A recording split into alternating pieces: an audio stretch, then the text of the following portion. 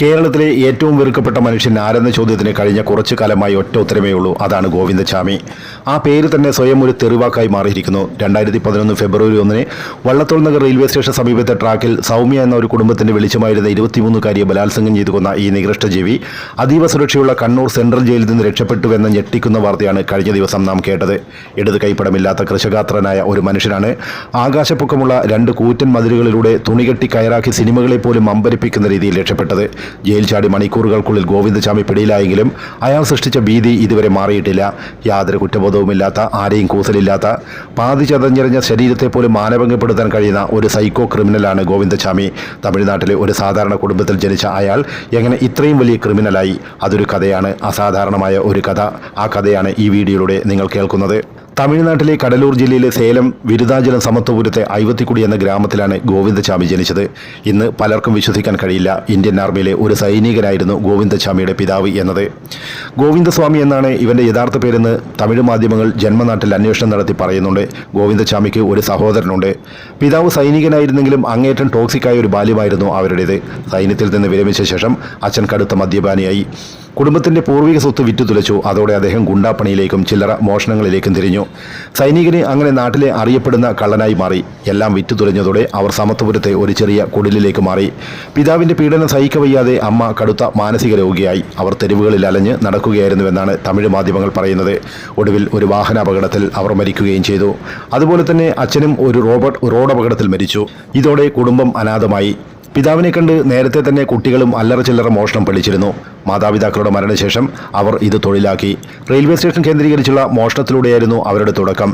മാതാപിതാക്കൾ 2 പേരും മരിച്ചതോടെ സ്കൂളിൽ പോലും പോവാതെ ഗോവിന്ദച്ചാമിയും ചേട്ടനും ക്രിമിനൽ പ്രവർത്തനങ്ങളിലേക്ക് തിരിഞ്ഞു.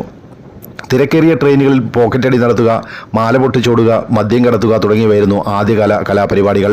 ക്രമേണ ആ ഗ്യാങ് വലിയ കൊള്ളകളിലേക്കും കഞ്ചാവ് കടത്തിലേക്കും ഒക്കെ തിരിഞ്ഞു. ഗോവിന്ദച്ചാമിയുടെ ജീവിതം പഠിച്ചവർ പറയുന്നത് കുട്ടിക്കാലത്തെ അനുഭവങ്ങൾ ഗോവിന്ദച്ചാമിയുടെ പിൽക്കാല വ്യക്തിത്വത്തെയും മനോഭാവങ്ങളെയും കുറ്റകൃത്യ സ്വഭാവത്തെയും ആഴത്തിൽ സ്വാധീനിച്ചുവെന്നാണ്. കൗമാരകാലത്തു തന്നെ അയാൾ നിർദ്ദയനായ ഒരു ക്രിമിനലായി മാറിയിരുന്നു.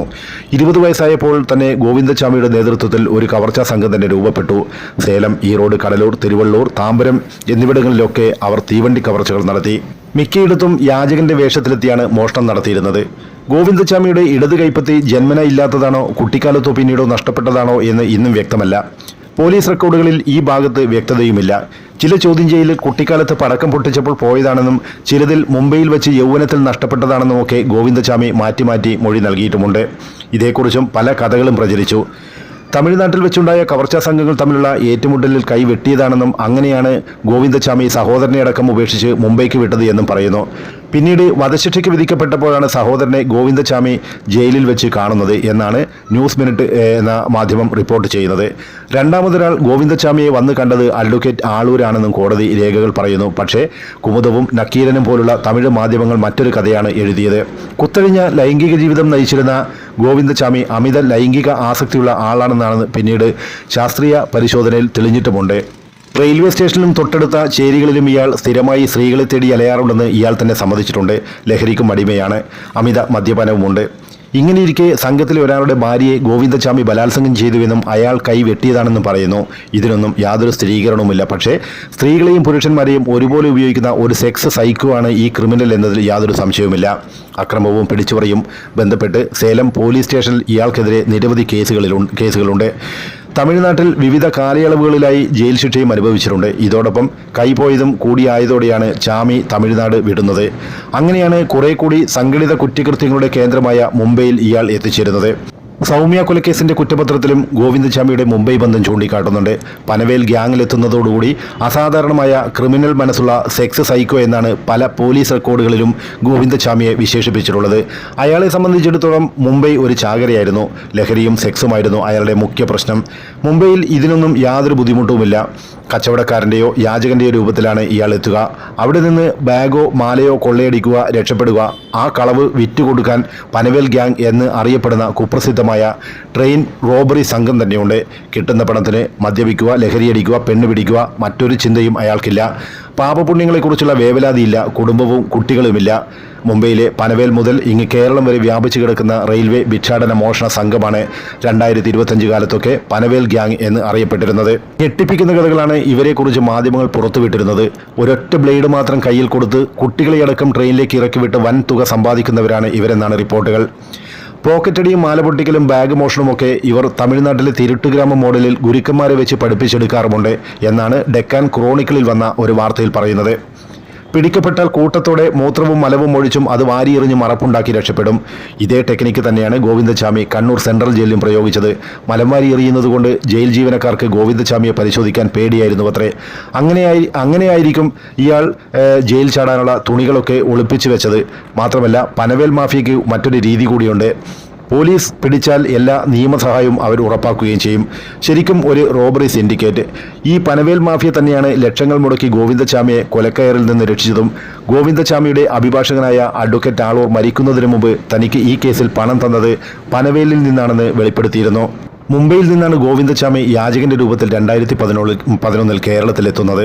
അതും ഇത്തരം ഗ്യാങ്ങുകളുടെ രീതിയിലാണ്. സ്ഥിരമായി ഒരു സ്ഥലത്ത് തുടർച്ചയായി കവർച്ച നടത്തിയാൽ പോലീസ് വിജിലൻ്റാവും എന്ന് അവർക്കുറപ്പുണ്ട്. അതിനാൽ ആവാസ വ്യവസ്ഥ അവർ ഇടയ്ക്കിടെ മാറ്റും. പണ്ട് സേലത്ത് ജയിൽമേറ്റായിരുന്ന ഒരു ക്രിമിനലിനെ ഗോവിന്ദചാമി ഇടയ്ക്ക് കണ്ടിരുന്നു. അയാളാണ് മുംബൈയിൽ നിന്ന് കേരളത്തിലേക്ക് കൊണ്ടുവന്നത്. തുടർന്ന് പാലക്കാട്, എറണാകുളം 20ഓളം മോഷണങ്ങൾ ഇവർ നടത്തുകയുണ്ടായി. സംഭവ ദിവസം ഷൊർണൂർ പാസഞ്ചറിലും ഈ സുഹൃത്തുണ്ടായിരുന്നു. അമ്മയെ അന്വേഷിക്കാനെന്ന വ്യാജേനയാണ് ഗോവിന്ദചാമി കമ്പാർട്ട്മെന്റിൽ നിരീക്ഷണം നടത്തുക. തുടർന്ന് ഒത്തുകിട്ടിയാൽ കവർച്ച നടത്തി ഞൊടിയിടയിൽ രക്ഷപ്പെടുകയും ചെയ്യും.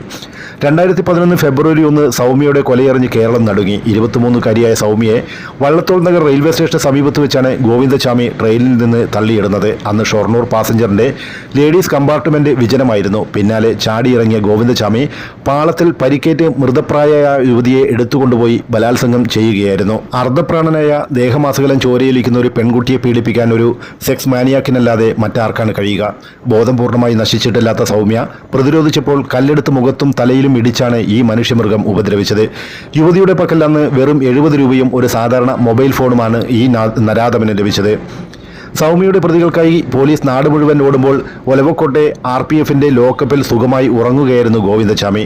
ചെന്നൈ മെയിലിൽ ടിക്കറ്റില്ലാതെ വന്ന ഇയാളെ പിച്ചക്കാരനെന്നാണ് RPF കരുതിയിരുന്നത്. ഒരു കൈപ്പത്തിയില്ലാത്തതും വലിയ രീതിയിൽ ഗോവിന്ദചാമിക്ക് ഗുണം ചെയ്തു. അതുവെച്ചാണ് അയാൾ സഹതാപം നേടുന്നത്. സൗമ്യ ഉപദ്രവിക്കുന്നതിനിടെ സമീപവാസി വരുന്നത് കണ്ടാണ് ഗോവിന്ദചാമി രക്ഷപ്പെട്ടത്. ഇതിനിടെ അയാൾ നാട്ടുകാരുടെ കയ്യിൽപ്പെട്ടു. അപ്പോൾ ഈ ഒറ്റക്കൈ കാട്ടിയും ദൈന്യത അനുഭവിച്ചുമാണ് ഇയാൾ രക്ഷപ്പെട്ടത്. അവിടെ നിന്ന് ബസ്സിൽ തൃശൂർക്കും പിന്നീട് പാലക്കാട്ടേക്കും പോയ ചാമി കാര്യമറിയാതെ RPFന്റെ വലയിൽപ്പെടുകയായിരുന്നു. പിടിയിലാവുമ്പോൾ 30 വയസ്സ് മാത്രമായിരുന്നു ഗോവിന്ദചാമിയുടെ പ്രായം. ഗോവിന്ദചാമി ക്രിസ്തുമതത്തിലേക്ക് മതം മാറിയോ എന്ന കാര്യത്തിലും തെളിവുകളില്ല. പോലീസ് അറസ്റ്റ് ചെയ്യുമ്പോൾ ഇയാൾ പറഞ്ഞിരുന്ന പേര് ചാർലി തോമസ് എന്നായിരുന്നു.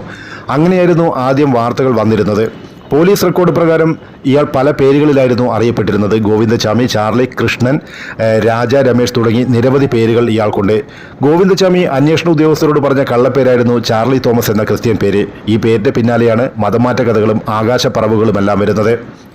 പോലീസ് അന്വേഷണത്തിൽ ഇത് കള്ളപ്പേരാണെന്ന് തെളിഞ്ഞതോടെയാണ് മാധ്യമങ്ങൾ ഗോവിന്ദചാമിയിലേക്ക് തന്നെ തിരിഞ്ഞത്. പിന്നീട് എല്ലാ മാധ്യമങ്ങളും ഈ പേരാണ് ഉപയോഗിച്ചിരുന്നത്. സുപ്രീം കോടതി വിധിയിൽ ഗോവിന്ദസ്വാമി എന്നാണ് പേര് കൊടുത്തിരുന്നത്. ഇതാണ് ഇയാളുടെ ശരിക്കുള്ള പേരെന്ന് തമിഴ് മാധ്യമങ്ങൾ നേരത്തെ റിപ്പോർട്ട് ചെയ്തതാണ്. സുപ്രീം കോടതി ഗോവിന്ദചാമിയെ തൂക്കുകയറിൽ നിന്ന് രക്ഷിച്ചുകൊണ്ടുള്ള ഉത്തരവ് പുറത്തു വന്നതോടെയാണ് മതം മാറ്റത്തിന്റെയും അഗതികൾക്കും അതുപോലെ ഭിക്ഷാടകർക്കും വേണ്ടി പ്രവർത്തിക്കുന്ന സന്നദ്ധ സംഘടനയായ ആകാശപ്പറവുകളുടെ ഇടപെടലുകളും വിവാദമാവുന്നത്. ഗോവിന്ദചാമിക്ക് വേണ്ടി ഹാജരായ വക്കീൽ ആളൂരിന് പണം എവിടുന്ന് കിട്ടിയെന്ന ചോദ്യത്തിന് തേജസ് പത്രം ആകാശപ്പറവുകളിലേക്കാണ് വിരൽ ചൂണ്ടിയിരുന്നത്. സൗമ്യ കൊല്ലപ്പെട്ട സമയത്ത് ജന്മഭൂമി പത്രവും ഇതേ ആരോപണം ഉന്നയിച്ചിരുന്നു. എന്നാൽ അതെല്ലാം തെറ്റാണെന്ന് പിന്നീട് തെളിഞ്ഞു. ആകാശപ്പറവുകൾക്കും ഫാദർ ജോർജ് കുറ്റിക്കലുമൊന്നും ഈ ഗോവിന്ദചാമിയുമായി ഒരു ബന്ധവും ഉണ്ടായിരുന്നില്ല.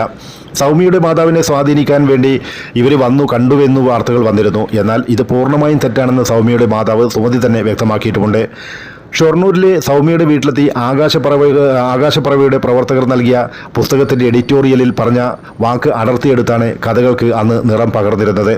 അതിങ്ങനെയായിരുന്നു: ഗോവിന്ദചാമിയെ നാം കഠിനമായി വെറുത്തതുകൊണ്ടോ അവനെതിരെ കൊലവിളി ഉയർത്തിയതുകൊണ്ടോ യാതൊരു പ്രയോജനവുമില്ല.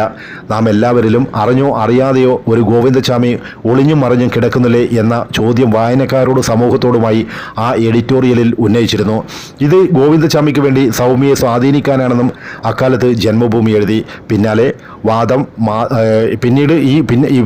പിന്നാലെ ഈ വാദം മാധ്യമം ദിനപത്രവും തേജസും ഏറ്റുപിടിക്കുകയായിരുന്നു. ഇതേ തുടർന്ന് ഈ വിഷയത്തിൽ സ്പെഷ്യൽ ബ്രാഞ്ച് അന്വേഷിച്ചുവെങ്കിലും അതിലും ദുരൂഹമായി ഒന്നും കണ്ടില്ല. ജയിലിൽ വെച്ച് പോലും ക്രിസ്തുമതത്തിൻ്റെതായ എന്തെങ്കിലും ആരാധനാ രീതികൾ ഗോവിന്ദചാമി പിന്തുടർന്നിട്ടില്ല. അപ്പോൾ പിന്നെ ആരാണ് ഗോവിന്ദചാമിക്ക് വേണ്ടി ഇത്രയും പണം മുടക്കി കേസ് നടത്തുന്നത് എന്ന ചോദ്യത്തിന് പനവേലിൽ നിന്നുള്ളവരാണ് എന്നാണ് ആ അഡ്വക്കേറ്റ് ആളൂർ അന്ന് മറുപടി നൽകിയത്.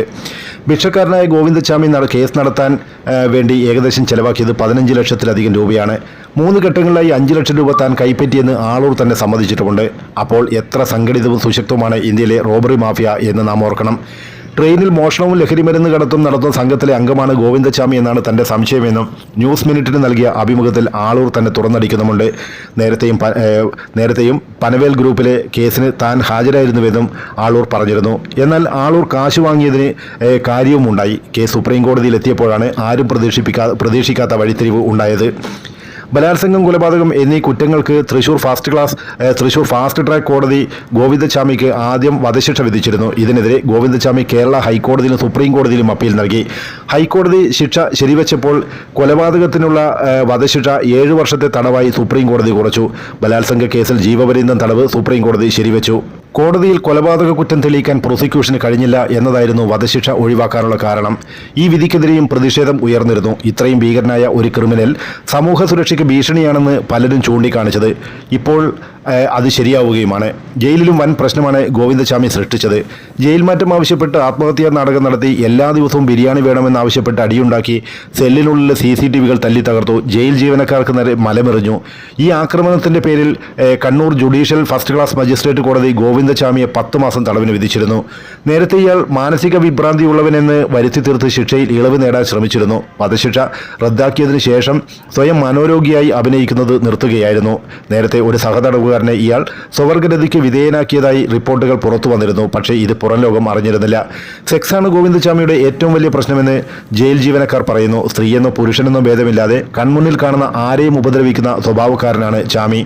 ഇപ്പോൾ ജയിൽ ചാടിയ വഴിയിൽ ആരെയും ഒത്തുകിട്ടാത്തത് വെറും ഭാഗ്യമായി മാത്രം കരുതി നമുക്ക് ആശ്വസിക്കാം. കണ്ണൂർ സെൻട്രൽ ജയിലിലെ ജയിൽ ചാട്ടത്തിന് ശേഷം ഈ കുറ്റവാളി ഗോവിന്ദചാമിയെ വിയ്യൂരിലേക്ക് എത്തിച്ചിട്ടുണ്ട്. വിയ്യൂരിലെ ഏകാന്ത സെല്ലിലാണ് ഇയാളെ പാർപ്പിക്കുക. വിയ്യൂരിൽ നിലവിൽ 125 കൊടും കുറ്റവാളികൾ മാത്രമാണ് വിയ്യൂർ സെൻട്രൽ ജയിലിൽ ഉള്ളത്. 4.2 മീറ്ററാണ് സെല്ലിൻ്റെ ഉയരം. ഫാനും കട്ടിലും CCTV ക്യാമറകളും സജ്ജമാണ്. സെല്ലിലുള്ളവർക്ക് പരസ്പരം കാണാനോ സംസാരിക്കാനോ സാധിക്കില്ല. ഭക്ഷണം കഴിക്കാൻ പോലും സെല്ലിന് പുറത്തേക്കിറക്കില്ല. സെല്ലിൽ ഇരുന്നു കൊണ്ട് തന്നെ ഭക്ഷണം കഴിക്കണം. 6 മീറ്റർ ഉയരത്തിൽ 700 മീറ്റർ ചുറ്റളവിലാണ് വിയ്യൂരിൽ ചുറ്റുമതിൽ പണിതിരിക്കുന്നത്. ഗോവിന്ദചാമി ഇനി ഇവിടെ എന്തൊക്കെ കാട്ടിക്കൂട്ടുമെന്ന് വരും ദിവസങ്ങളിൽ കണ്ടറിയാം.